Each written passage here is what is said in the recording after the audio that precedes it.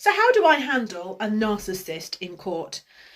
Narcissistic personality disorder is a mental health disorder, and unless you are a psychologist or your ex has been diagnosed with it, you can't use it in court. You can't really even allude to it in court. Having said that, there are lots of people out there, and I'm sure you've Googled it, that maybe your ex has traits or what you consider to be traits of having a narcissistic personality disorder. And one of the top things you might have read is that they tend to have a grand sense of their own importance. In addition to that, you'll also find that they have a very deep lack of empathy. They can't seem to understand how it would feel in somebody else's shoes.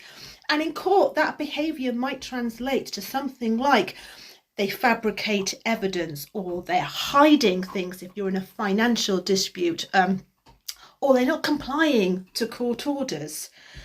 So how do you deal with that? So here are my three top tips on how to deal with a narcissist in court. First of all, tip number one, don't get triggered.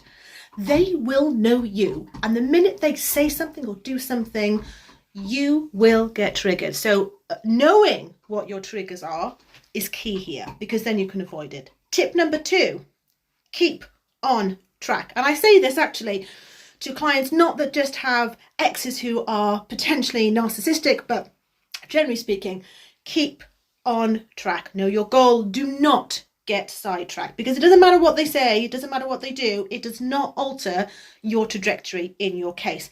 And then my third and final top tip is make sure you get your team together, because you are going to need your sanity, you are going to need a plan, and to stick to that plan rigidly. Make sure you've got your squad together, whether it's your legal team, your personal team, both, your therapist, all of that together. You need your squad together to get you through this.